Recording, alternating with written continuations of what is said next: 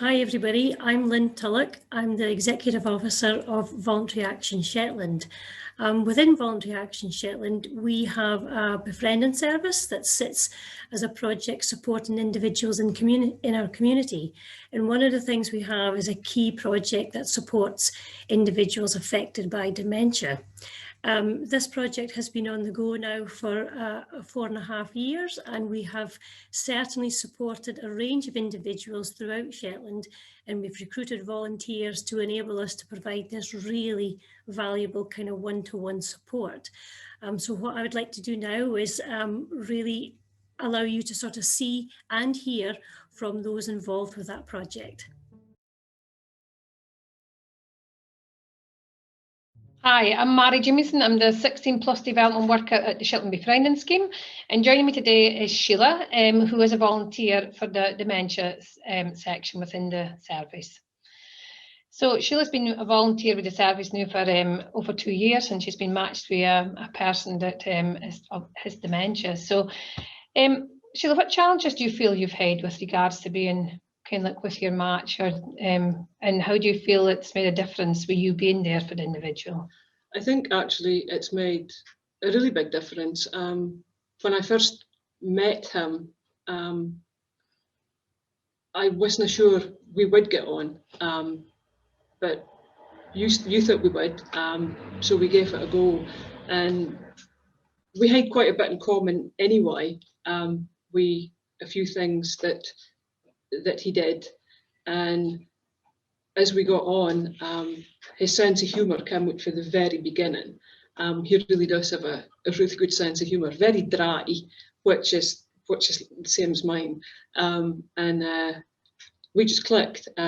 We decided to do because it was 4 hours a month, we decided to do it fortnightly, so 2 hours, which works better, because if you're going in just for an hour at a time, it's not enough time for somebody with dementia to get really involved in what they've got to tell you. So that worked better, and it gave him a chance to get to ken you, and because he had such a sweet tooth, tea and cakes was a big thing of what we were doing as well. Brilliant. What do you think the befriending service has meant to that person, kind of like, and you being able to come in as a volunteer to them? He lives in well, it's not actually a care home. I'm not sure what it's classed as, but he's in long-term care. And when I go in and I'll say to him, well, what are you doing today? He'll say, absolutely nothing. So he's lonely. He actually is lonely. He sits at a table looking at a wall, and he does have a TV, and I'll go in, and the thing, when we were matched, I kind of thought, I'm not actually sure if I'm going to get on with him. But you thought we would match, and I looked at his file, and because you get to look at the file, and I thought, well, music, we've got music in common.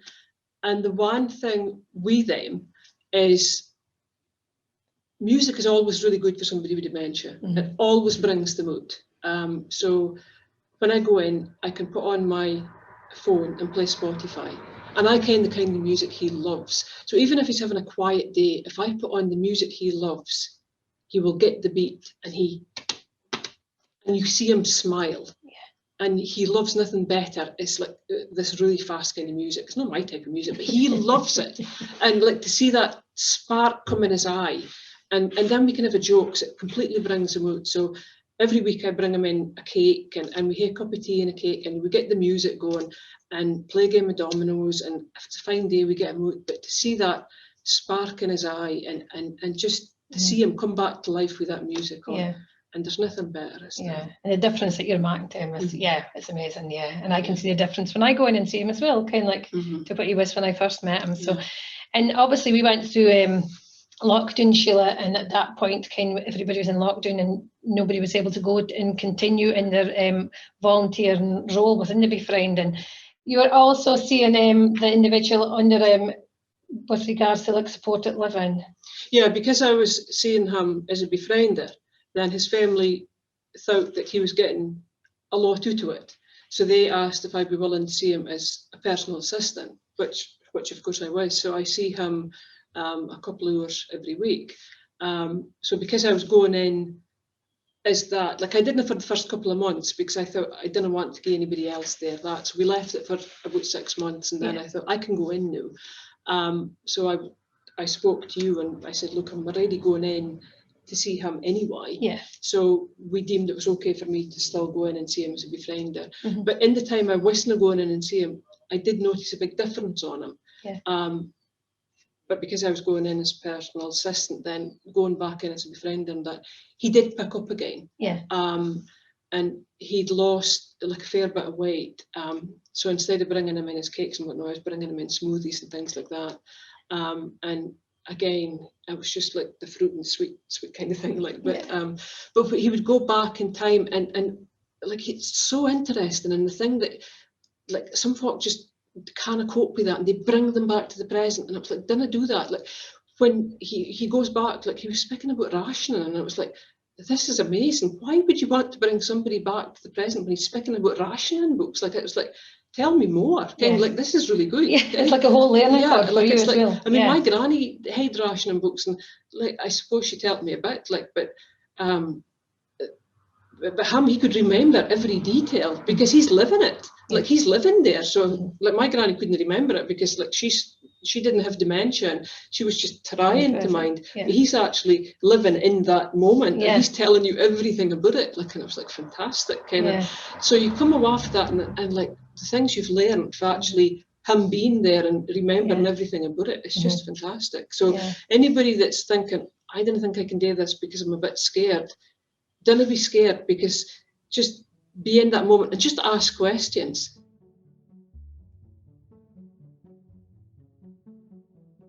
Hi, so I've got Bill McLeod here with me today.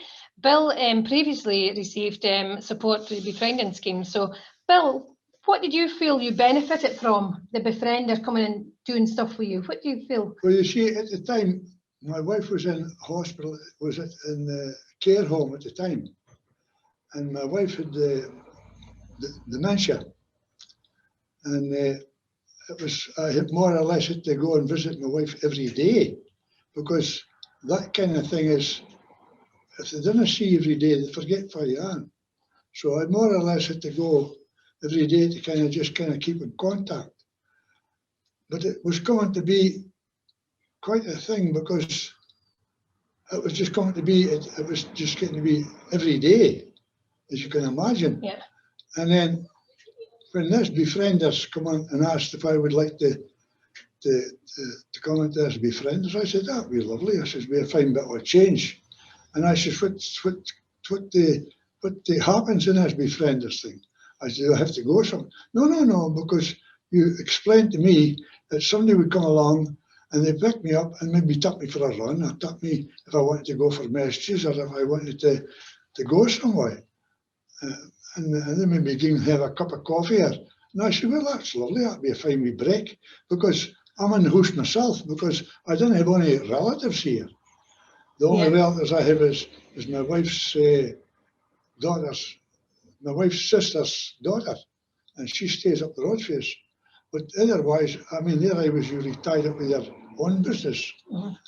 And I just said, well, that'd be fine. So it was a fine change, because the last come along, and funny enough, I met this last before, and she was from Latvia. And I met her before when I was at the doctor's place. I was speaking with her, and she says, I'm your befriend. I said, oh, that's great. I says, it's not like a complete stranger, somebody you'd spoken to before. Yeah. So she was very fine. Yeah, she was very fine. Yeah, good. And it kind of changed during COVID times, didn't it, Bill? Because there was kind of like nobody could come out and see. But I used to give you a phone up on a fortnightly basis. And did you find that a benefit to you as well, Bill? I find that good as well, because it just, you get an awful lot of this rubbish phone calls, you know. And usually the phone call, I say hello. And if it just starts with, I just hang up, because I know it's just rubbish. But when you come on the phone, of course, I says, oh, the befriend, that's fine. Somebody to speak to for a wee while.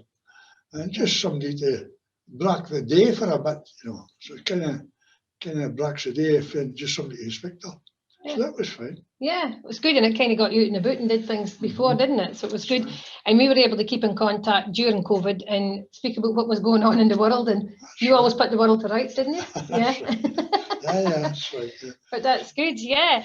And what would you say to anybody that thinking about getting a befriender? Would you? I would say it's a good idea, because I'll tell you, especially for people that's kind of, if they've got somebody in a hospital, or if somebody's been ill and they've come out of hospital, and it just kind of gives them something to kind of change your air, change your conversation, and somebody different to speak to. And that makes a big difference, because we're living people are always been that way, that they always want to be with other people. They don't want to be by themselves, because that's why the hermits lived. The hermits get away and locked themselves in a cave somewhere, and then that was the life. That's what they wanted. Yeah. But I mean, that's what most people want, to be in contact with other people. Yeah, brilliant. No, that's brilliant. Thank you very much, Bill.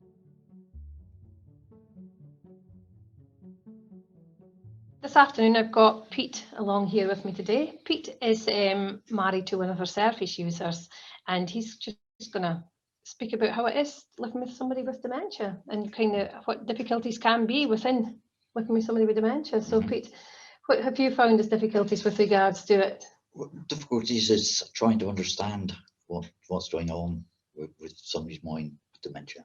That's the biggest problem. Yeah. Because you can't understand, you tend to get frustrated, and I think a lot of people go through that. Yeah. So, but it's a case of stopping and saying, right, it is the dementia. That's not the wife. It is the dementia is talking, and take it from there. That's the biggest thing I found. Yeah. And then you're losing that person as well, to a certain extent. Yeah. So, yeah, totally. And I think as well, we've spoken like obviously during COVID things changed, and we had to change how the service worked. And so at the beginning, when I was phoning, I spoke to Gail and Pete both to begin with, and then during with regards to Gail's dementia progress, and then I ended up just phoning and speaking to Pete. So did that make a difference to you during COVID? Definitely. Yes, yeah. definitely. Especially during COVID, but felt very lonely. Right, gets to the point where you can't hold a conversation with anybody, and I couldn't go out myself and leave her. Yeah. So you're in the house and you're not having a conversation at all. You're not talking about everyday things.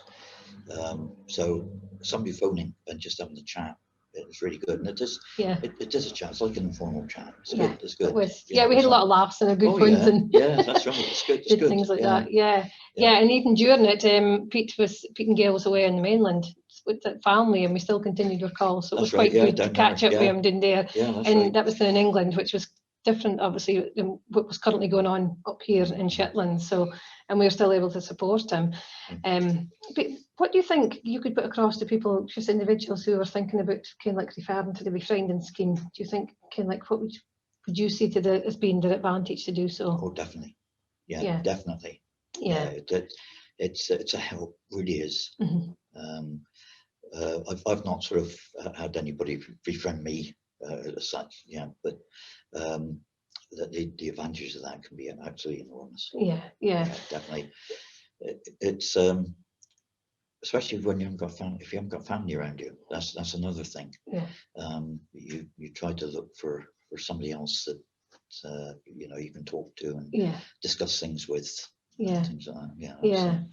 And it's kind of strange because like Gail was referred to the scheme, and during a conversation I had with Pete, I was speaking about how Gail currently goes out and she gets support from a different organisation within Shetland, but where they currently stay, Pete he doesn't have any transport links and it's not very good. So we've actually spoken about seeing if Pete would like support for the service as well. So it's strange how like his wife was referred, and obviously she's getting support through other organisations, but now we're looking at seeing if we can get support for Pete so that he can actually go out and get some time away and some bit of respite just for a couple of hours during the day when his wife Gail is also currently out. So it would make, I think, a difference with regards to that. We can get Pete matched up with somebody to take him out. Well, make a lot of difference. Yeah. It would. If there's no transport and you can't drive, you've only got 3 hours So there's nothing much we can do within that 3 No. hours unless you can get away somewhere by car. Yeah. That's the thing. That's where that would come in. Yeah. Definitely. Yeah. No, and I think it's just using the service as well and being able to do it. Because I mind when I first came and met you, we weren't quite sure how it would go and whether it was something that would be kind of like that would be of benefit to get on that as well. Yeah. But It's kind just of like anything new, isn't it? That you know, you will it do any good, won't it do any good? But you don't know unless you try it. Yeah. That's the thing. totally. And Yeah. it's certainly helped us. There's no doubt about it. Yeah. No, that's brilliant. Thank you very much for that, Pete. No, That's so great.